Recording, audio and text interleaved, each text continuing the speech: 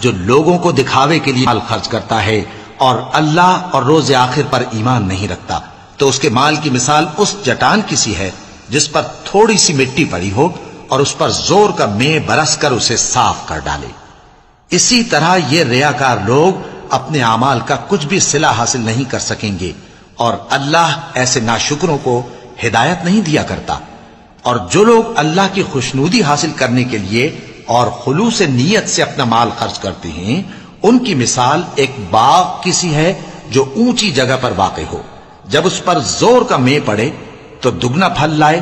پھر اگر مے نہ بھی پڑے تو خیر پھوار ہی صحیح، اور اللہ تمہارے کاموں کو دیکھ رہا ہے۔ بھلا تم میں کوئی یہ چاہتا ہے کہ اس کا کھجوروں اور انگوروں کا باغ ہو جس میں نہریں بہ رہی ہوں اور اس میں اس کے لیے ہر قسم کے میوے موجود ہوں، اور اسے بڑھاپا آ پکڑے اور اس کے ننھے ننھے بچے بھی ہوں، تو ناگہاں اس باغ پر آگ کا بھرا ہوا بگولا چلے، پس وہ جل جائے۔ اس طرح اللہ تم سے اپنی آیتیں کھول کھول کر بیان فرماتا ہے تاکہ تم سوچو اور سمجھو۔ مومنو، جو پاکیزہ اور عمدہ مال تم کماتے ہو اور جو چیزیں ہم تمہارے لیے زمین سے نکالتے ہیں، ان میں سے اللہ کی راہ میں بھی خرچ کرو، اور بری اور ناپاک چیزیں دینے کا قصد نہ کرنا کہ اگر وہ چیزیں تمہیں دی جائیں تو بجز اس کے کہ لیتے وقت آنکھیں بند کر لو، ان کو کبھی نہ لو، اور جان رکھو کہ اللہ بے نیاز ہے، خوبیوں والا ہے۔ شیطان تمہیں تنگ دستی کا خوف دلاتا اور بے حیائی کے کام کرنے کو کہتا ہے، اور اللہ تم سے اپنی بخشش اور رحمت کا وعدہ کرتا ہے، اور اللہ کشائش والا ہے، سب کچھ جاننے والا ہے۔ وہ جس کو چاہتا ہے دانائی بخشتا ہے، اور جس کو دانائی ملی بے شک اس کو بڑی نعمت ملی۔ اور نصیحت تو وہی لوگ قبول کرتے ہیں جو عقل مند ہیں،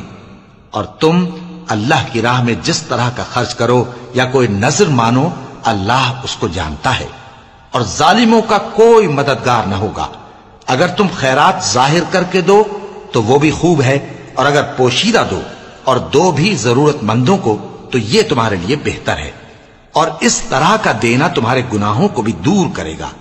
اور اللہ کو تمہارے سب کاموں کی خبر ہے۔ اے نبی صلی اللہ علیہ وآلہ وسلم، تم ان لوگوں کی ہدایت کے ذمہ دار نہیں ہو، بلکہ اللہ ہی جس کو چاہتا ہے ہدایت بخشتا ہے۔ اور مومنو، تم جو مال خرچ کرو گے تو اس کا فائدہ تمہیں کو ہے، اور تم تو جو خرچ کرو گے اللہ کی خوشنودی کے لیے کرو گے، اور جو مال تم خرچ کرو گے وہ تمہیں پورا پورا دے دیا جائے گا اور تمہارا کچھ نقصان نہیں کیا جائے گا۔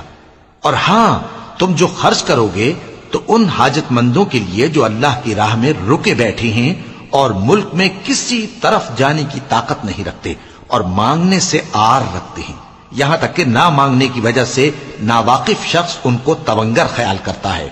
اور تم قیافے سے ان کو صاف پہچان لو کہ حاجت مند ہیں، اور شرم کے سبب لوگوں سے منہ پھوڑ کر